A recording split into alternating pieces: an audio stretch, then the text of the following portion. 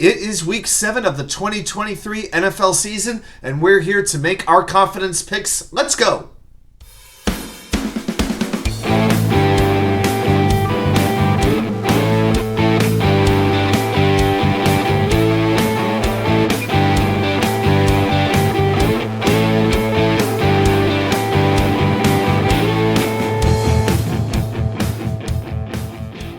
And well, welcome back to New York Sports, WickerMedia. I'm Watu-K99. Thank you as always for taking the time to watch these videos.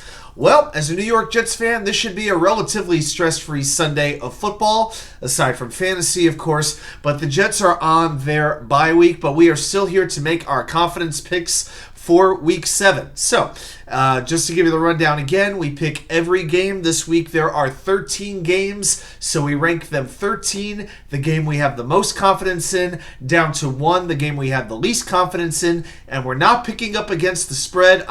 We pick winners. We attempt to anyway. Last week, oh my goodness, it was not pretty. We went 8-7, got 78 points. That's not what I would call a very sterling effort. Maybe above 500, but I strive to be a whole lot better than 500. And yeah, 8-7 last week, although with certain games like San Francisco and Cleveland, how can we know San Francisco would lose 3 of their most important offensive players? With Chicago, how could I know Justin Fields would get hurt? Just a rough week. So for the season, we are now 53 up and 40 down, 513 points total. And on the ESPN website, that ranks us in the 78.4 percentile among all players, down about 4% from last week. So not so good. We got to get back above the 80% mark this week for sure. And with only 13 games on the schedule, got to make sure you get as many right as possible. So, if I'm going to make a number 13, the game I'm going to put my 13 points on, I got to have confidence in that game, right? I need to have all the confidence in the world this team is going to deliver. And the team that I have the most confidence in that's going to give me that precious 13 points is the Buffalo Bills, as they step into the armpit of the Northeast, taking on the New England Patriots in Foxborough, Massachusetts. You know, the Patriots are the only team this year that has not scored over 20 points in a game. Isn't that crazy? Now, I gave the Patriots the benefit of the doubt last week against the Raiders. I thought they would have a good chance to, try to save face, pull out a big effort, and a big drop by Devontae Parker pretty much killed that game. And, and when you factor in the Bills, who looked less than stellar against the Giants, watch out. The Bills, they're coming off a tough game in London. They barely escaped. It was only the benefits of the referees that allowed Buffalo to win that game on national TV. Now, I know Josh Allen has a banged-up shoulder. He practiced in full on Thursday.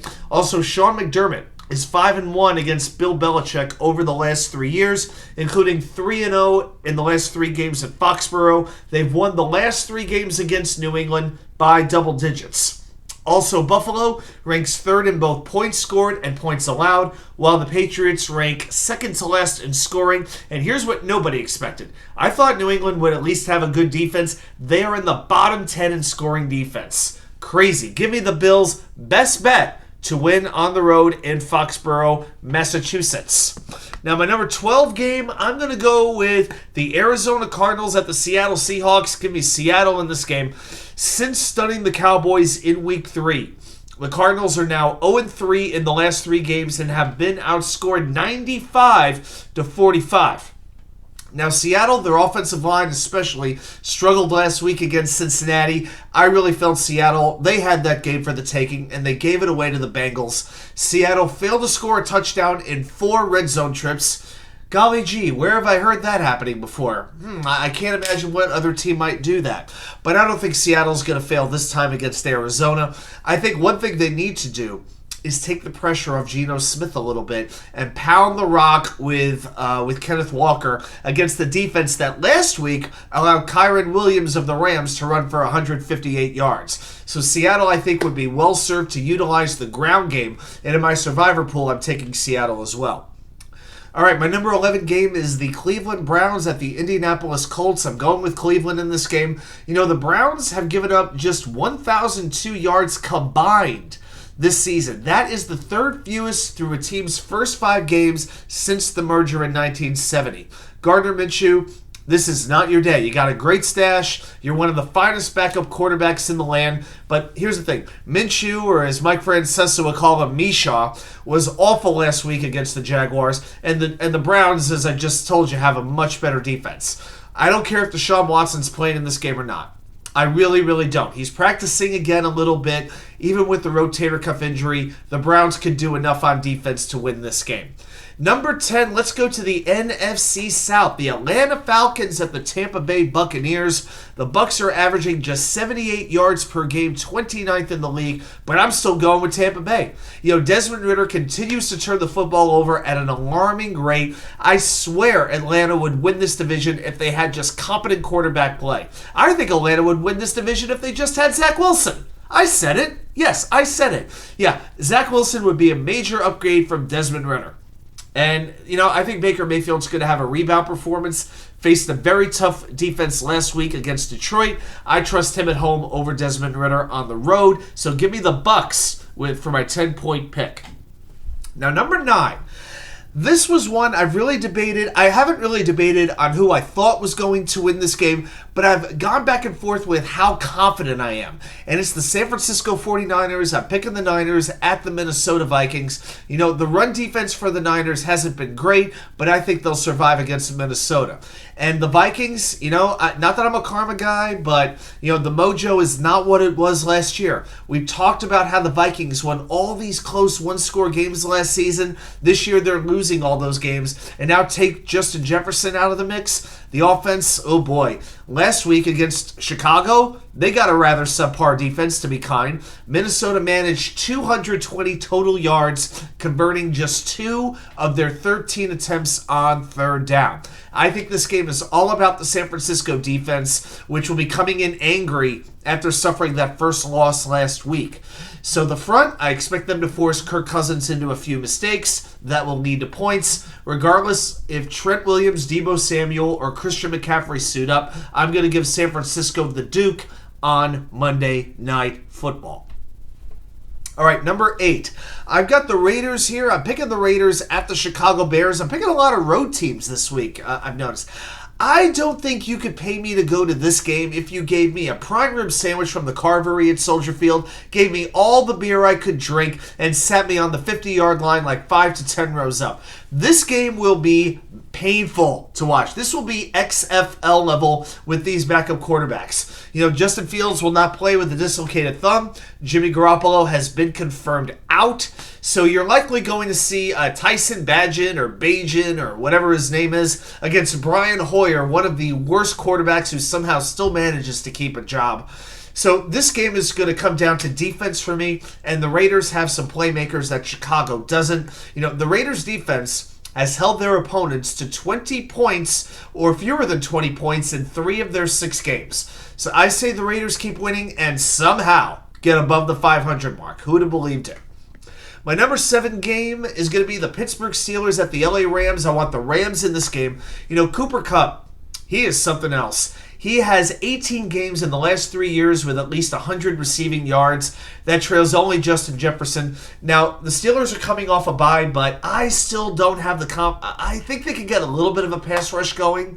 TJ Watt has a league-high 8 sacks. But that's going to be really important because I don't think Pittsburgh's secondary can hold up with the Rams' receiving core with Cooper Kupp, Tyler Higbee, and certainly Puka Nacua. And until I see better from the back 7 of the Pittsburgh defense, I need to see better from them, but I need to see a lot more from the offense. Pittsburgh's offense is averaging 12.6 points per game, so I got no confidence in Matt Canada and his group. I feel like the Steelers fan base tends to be pretty patient, all things considered, compared to other fan bases anyway, but they are screaming for Matt Canada to be fired. They are blaming Canada like nobody's business. And another thing with the Rams, you got to give Sean McVay a lot of credit. The Rams rank in the NFL's top 12 in both points scored and points against. Not a lot of us would have thought that going in. So give me the Rams at home to beat Pittsburgh. My number 6 game is the Green Bay Packers at the Denver Broncos. Give me Green Bay. Jordan Love, this is his get-right opportunity. So in his first 3 games, he threw 7 touchdowns to just 1 interception. But in the last 2 games, not so good. 1 touchdown to 5 interceptions. But now he faces the Denver Broncos. And their defense ranks last in scoring defense, defensive yards, opponent completion percentage, passing touchdowns allowed, and opponent passer rating. You know, the Broncos, they're shunning their veterans. They're getting rid of them. Frank Clark, Randy Gregory, their history. They're investing in their youth. But I think Green Bay is going to get a major boost with Aaron Jones coming back. That will be big, and I think that's going to be a big enough difference. Give me Green Bay, another road team I'm picking. And speaking of a road team, here comes your game of the week. My number 5 is the Miami Dolphins at the Philadelphia Eagles. I'm taking Miami to win this game. You have a pair of 5-1 teams, and this I really like. You've got the best run offense in football by yardage in Miami against the best run defense in the league in Philadelphia. That is really cool. You know, the Eagles, their array of injuries lately on the offensive line and in the secondary, that worries me. Devontae Smith is banged up. I think this is going to be a tight game, but Miami, they just got the vibe going right now. I think they score late to win this game on the road. My number 4 game is the San Diego Chargers of Los Angeles against the Kansas City Chiefs in Arrowhead. I'm taking the Chiefs. Now, this is a little bit of a tough one for me. The Chiefs are coming off a Thursday night game, so they're well rested. And through 6 games, you know, the Chiefs have a pretty impressive defense. They are allowing 14.7 points per game. That's second in the NFL. There are 6 in yards allowed per game with 284. So it's not just about Patrick Mahomes. Now, if you look at the Chargers, all of their games have been decided by 7 points or less. So this is a tricky one because Justin Herbert, I felt, had a very bad game against the Cowboys last week. Now he faces another very good defense in the Chiefs, maybe a better defense than the Cowboys, as a matter of fact. I know the Chargers have won some games against Arrowhead in recent years, but give me Kansas City at home with my number 4 pick. Number 3 is the Thursday night game. By the time you're watching this, the game has definitely started. It may already be over. But I'm going to take the New Orleans Saints to beat the Jacksonville Jaguars. I have a little bit of an issue with the Jaguars on a short week on the road in New Orleans. It's tougher when Trevor Lawrence is banged up. I know he's playing. You know, it's a very tricky game. You know, Jacksonville has 12 sacks. That's tied for only 20th in the NFL, but they're 3rd in the NFL against the run, averaging just 75 rushing yards per game, and they forced an NFL-high 15 turnovers. I think if the Jaguars are going to win, they've got to turn the Saints over, and the Saints' offense has been very, very inconsistent, even with Derek Carr. They're scoring 18 points per game. That's 24th in the league. It's actually worse than last season, if you can believe it. And they've turned the ball over 5 times in 3 games. I just got a feeling that with Alvin Kamara and Jamal Williams both in the lineup, plus they're at home on a short week, I'm just picking the Saints to win a crazy game. I'm going against logic on this one. I just got a good feeling about the Saints. Now, this is a very underrated number 2 game, a very, very sneaky good game. The Detroit Lions at the Baltimore Ravens. This is going to be fun. Okay? The Detroit Lions, wow. You know, I had them as a pick to go to the NFC Championship game, and they could very well do it. They are averaging the 4th most points per game with 28, and the defense is allowing the 7th fewest yards per game with 285. Detroit, check this stat out. For the first time since 1991, Detroit has won 4 games in a row by double-digit points.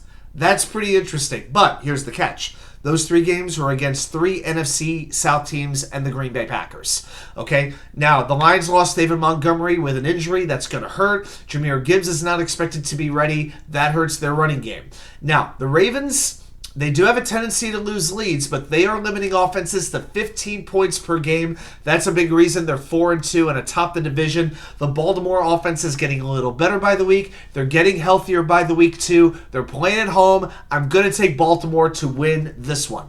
And finally, the number 1 game, the game I've got the least confidence in right now, is an NFC East matchup between the Washington Redskins, Commanders, Red Tails, football team, whatever they are, the commissaries, against the New York Football Giants at MetLife Stadium. Yikes. Okay, if you like pass rushes, watch this game. So entering Week 7, the Commanders have given up a league-high 34 sacks. The Giants are nipping at their heels with 33. My goodness. So that's 67 sacks allowed over, 12 games so far? Wow. No other team in the NFL has allowed more than 25 sacks. That's how bad these offensive lines are. But the Washington secondary is very, very inconsistent. They have allowed 16 plays this year of 25 yards or more. The Giants have to take advantage. I don't care who's playing quarterback. If it's Daniel Jones, Tyrod Taylor, touchdown Tommy DeVito from New Jersey, I don't care if they bring Danny Cannell or Dave Brown out of retirement. The Giants have not scored an offensive touchdown in 205 minutes. That streak has to end this week against that Washington D. And I think as good as the pass rush from Washington can be, I think that's the advantage of Tyrod Taylor playing this week, which will likely be the case, because he can escape the pocket, he can run, and he can create a play with his legs. And when you have a bad offensive line, a mobile quarterback helps. So I'm taking the Giants at home to save a little face and beat Washington. All right, guys, those are my picks for Week 7 in the NFL. Do you have any picks? Put them right down there in the comments. Any upset picks? Any picks that you agree with, disagree with? Check it out. Thanks, everybody, for watching, and I'll see you right back here with more content from you know where, the Wicker Chair.